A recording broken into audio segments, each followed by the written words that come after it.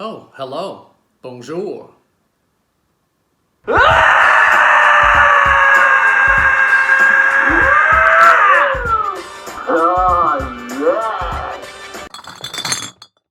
If you're a recovering alcoholic or don't enjoy the delicious brown liquors, you might want to avert your eyes because you know what time it is. It's whiskey time! Woo! Today we've got a great whiskey for you. And I right off the top need to mention our whiskey sponsor today. The guy that provided today's whiskey is the pride of Linlithgow, Scotland. And for over the last 5 decades, the pride of Maugerville, New Brunswick. He is a dog groomer. He's a world-renowned dog judge, bagpipe player extraordinaire, and father to my best friend growing up, David McIntyre. Thanks, David, for today's supply of the fine golden liquid from God. Let's get into it. Today, we have a Highland Park 12-year-old single malt Scotch whiskey.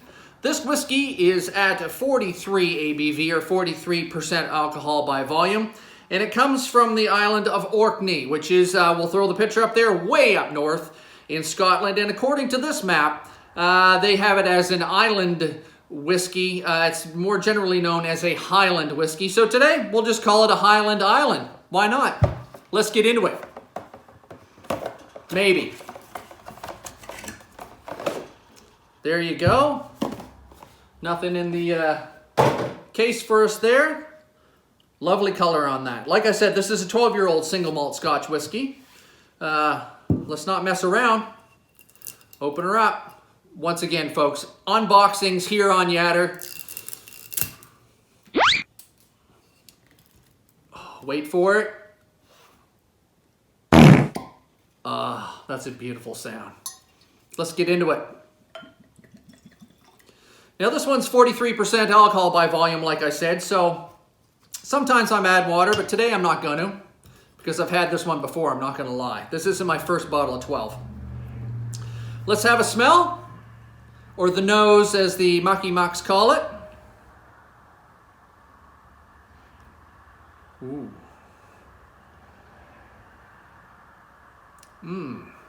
That's lighter than I remember. You know what? Immediately what comes to mind is a trip I took to Tijuana one time.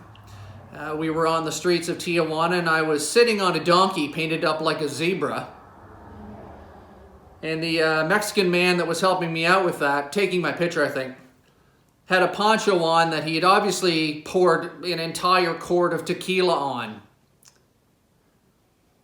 And then got too close to an American cigarette. If you can imagine that in your mind, this smells nothing like that actually. It's quite lovely. Let's have a taste.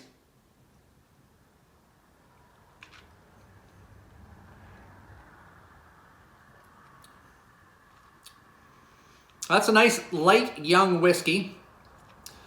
But where it's coming from, you've got just a little slight hint of peat in there and smoke. Very subtle. Nothing like an Isla, which we'll cover on a future episode, I'm sure. But a delightful dram nonetheless. Like I said, it's not the first time I've had this one. The Highland Park 12. I used to drink a lot of the Highland Park 18 when I was a younger fella. But unfortunately now it's very hard to get in this part of the world because of demand and pricing. The last bottle of Highland Park 18 I bought cost me $89. If you can get it in Fredericton now, it's $200 to $240 a bottle, and that's a little much. I'd have to up my class of sponsors if I'm going to get a bottle like that. But this one today, once again, thank you to David McIntyre, Mr. McIntyre, the man that there is no one on earth could have a more contented look on their face when they're drinking a glass of whiskey, and I'm going to continue to drink this one as we go through the show. Then when I'm done the show later on, maybe next week, I'll take this bottle back up to Mr. McIntyre, and he and I will probably plow through it quite nicely. Cheers.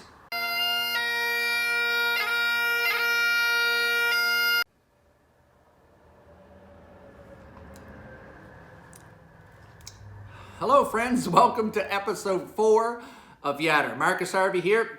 sitting in front of the woodpile, 69 feet in front of the St. John River, the Woolastook, and that reason for that is because it's colder than a horse hard outside, and I'm old, and I don't want to catch the death of pneumonia. I would encourage you to hit the subscribe button below for future content and more of this, and if you don't want more of this, turn off whatever device you're watching this on right now because it's not going to get any better, and I'm not going to get any better looking. Today's episode is going to be on where I live. It occurred to me that a lot of people watching this have never been here. So what better time than now to kind of give you an idea of home. Of course, I live in Canada, but more importantly, I live in the province of New Brunswick, which is on the east coast of Canada, along the Atlantic Ocean, the Bay of Fundy. It is a province roughly the size and area of the country of Scotland, but with only a population of 777,000 people. So we're pretty spread out, pretty rural, lots of forest and woods. So if you were to take everybody in the province and spread them out evenly, everybody would have an area about the size of an American football field or a little bit bigger. So it gives you an idea of where I'm at. Now the province is very culturally diverse. Like I said, we're covered with woods, so there's plenty of creatures crawling around, plenty of creatures, jumping up, raccoons jumping up on the screen of the kitchen window, lots of hunting, lots of fishing. We've got, if you're into other activities like outdoor concerts, we've got those. We've got plenty of music, markets, cultural events, lots of art galleries and places like that. Lots to do in the area. And there's, or you can just sit around the pool and drink Alpine Lager if you want. That'll work as well too. Lots of great scenery, beautiful sunrises, beautiful sunsets, lots of winding roads through, along the river and through great scenic areas as well too. It's a great province to be in. We also have lots of great food and some unique foods that you may not have heard of before. Lobster, I'm sure you've heard of. We got lots of lobster if you'd like to try that out. We've got some other delicacies that are more unknown, like fiddleheads is one of my favorite. It's a little green fern that we harvest in the springtime, and then you boil it up and you cover it with butter and salt and pepper and some vinegar. I like to put a little Parmesan cheese on mine. I know some people are screaming at me right now, but it's delicious. Lots of local craft breweries for beer as well, and we even have a couple of distilleries if you would like to get into some of the hard stuff.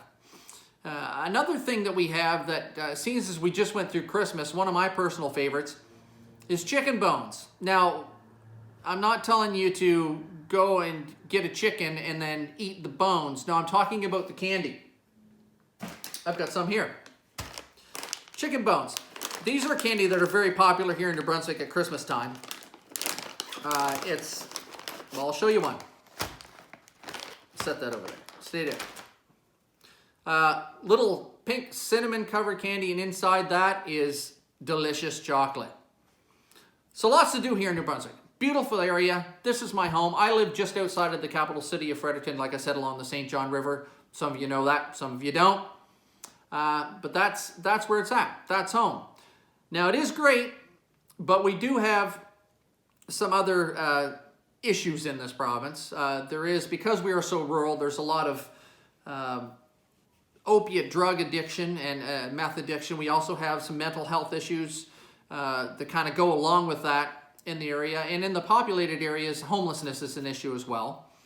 But we're working on it.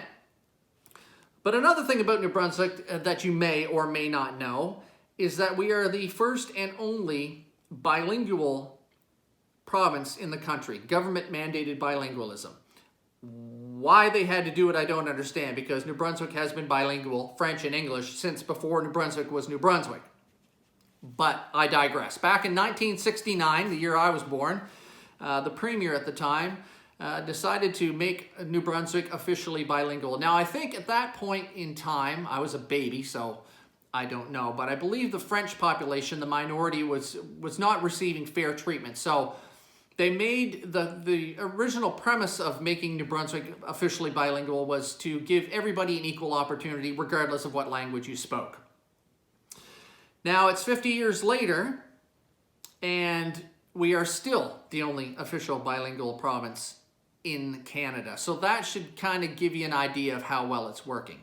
And like I said, the original premise was a good idea, but what has happened is over the last 50 years of government-mandated bilingualism, there have been amendments made, constitutional laws and constitutional amendments made, mainly regarding language, that have created what's called duality, or duplication of services. So in New Brunswick, where we're officially bilingual, you have to do everything regarding the government or a third-party company hired by the government. Everything has to be translated into English and French. So you can imagine the cost of that. Also in the province, we have dual education. There's French schools, there's English schools. We have a dual healthcare authority, which I'll touch on a little bit more in depth later. So we have French hospitals and English hospitals, because you know, if you get cancer and you look at it under a microscope real close, you can tell whether it's French or English. I don't get it. But what's happened with the official bilingualism and the duality that it brings is that you've got a certain group of people who will get up on the cross and say they're fighting for French language and French rights, but in actuality, they're not. And this group of people can be anyone from, you know, a douchebag ambulance chasing lawyer to the Acadian Society, to politicians in government, or the official languages, Office of the Official Languages Commissioner. All of these people use duality, and it's created quite a lucrative business for a very small amount of agitators and disruptors in this province. And like I said, it's a very small amount, because New Brunswick, like I said before, is bilingual. Had been bilingual since before it was even a province.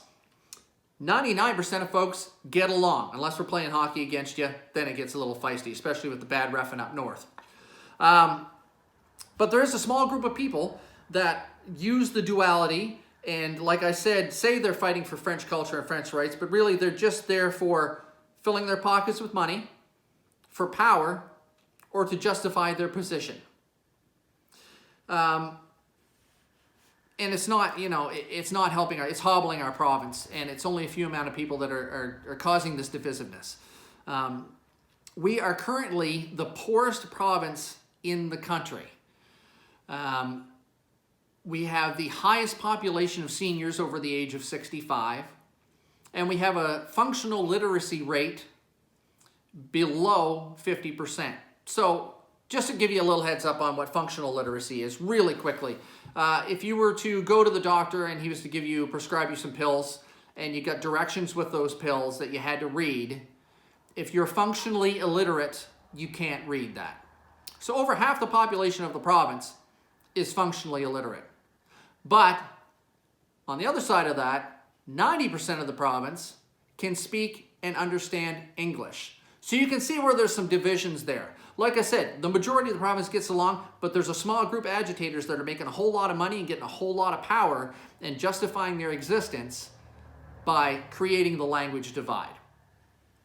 And it's something that we need to address. So as you can see, although we live in a great, beautiful, diverse province, we do have some of our issues. And I was going to yell at the river today about that and carry on, but honestly, unless you're from here, you just don't understand it, and I would just sound like a raving lunatic, and you wouldn't believe some of the statistics that I would come up with regarding language. So what I'm going to do today is talk about something that happened yesterday. Our health minister announced that 6 hospitals in the area are going to close their emergency rooms from 10 o'clock at night until the next morning. Now, these hospitals that the emergency rooms are closing are up to 95 kilometers away from a major market hospital where the emergency room is open. Now, when the health minister announced this, he said, you know, this has nothing to do with money whatsoever. Okay, but anyway, I digress. While he was making this announcement that they're closing these emergency rooms and hospitals overnight, he was flanked by the executives from the 2 health authorities in the province, the English Health Authority and the French Health Authority. There's your first problem right there. Why do we have two health authorities in a province with only 777,000 people? A population less than half the size of the city of Montreal. It's ridiculous. Not only that, but the administrative costs for these hospitals, and I'm going to break this down I'm not going to do all the math for you, but I'm just going to break it down hospital-wise. Let's just use hospitals. The administrative costs for an English hospital a year, I'm going to drink some more whiskey. The administrative cost for an English hospital is about $330,000 a year. For a French hospital, it's $1.1 million. Why? Somebody making a whole pile of money. That's why. I'm going to give you a little scenario here to kind of maybe help you in your brain understand what we're dealing with in this province when it comes to language. But I'm going to give you the scenario. Let's say I live in Stanley, New Brunswick. That's about 50 kilometers that way from me. Or about 43 kilometers away from Fredericton, which is the capital city, which has an emergency room that's open 24 hours a day. So let's say I'm an old man in Stanley. I'm 85 years old. I'm living out on the Limekiln Road in the old family farmhouse. My kids are not there because there wasn't a French immersion option in the local school and they've had to move out west for work. I could and would like to go to an extended care home, an old age facility, but unfortunately I'm one of, on any given day, 1,000 people in New Brunswick waiting for an extended care bed, but they're not available. So I'm taking care of myself. No kids around, 50 kilometers away from the nearest hospital, whatever. I'm getting by. Neighbors checking in on me every now and then. So I did have some back problems though. My back started aching. So I got some medication from the doctor. Got some medication. But because I'm part of that population that's 50% functionally illiterate, I didn't have any idea of the dosage of the medication I'm supposed to take for my sore back. So I had a few too many. Got a little loopy, but it was getting cold because it's wintertime here in New Brunswick. So I step outside to the wood pile out back. Neighbors have dropped off some wood for me. And fire up the chainsaw because I need to cut up some wood to throw in the fire to keep myself warm so I don't freeze to death. Well, while I'm running the chainsaw and I'm looped up on my medication because I couldn't read the directions for the medication, I slip and I cut my leg. Because I can't afford chainsaw pants and I'm doing it in my PJs. And I'm bleeding pretty bad. So I have the wherewithal to throw the chainsaw down, crawl myself back into the house. I grab out my flip phone because I don't know how to use one of those newfangled phones. This is one that my daughter gave me before she moved out west, and I call 911. So I get through to 911. Hello, bonjour, urgence, comment vous aider? How you doing? What's your emergency? I am on the Limekiln Road in Stanley. I've cut myself with a chainsaw. I'm bleeding to death. Get out here quick because I'm going to pass out soon. I can't keep pressure on it.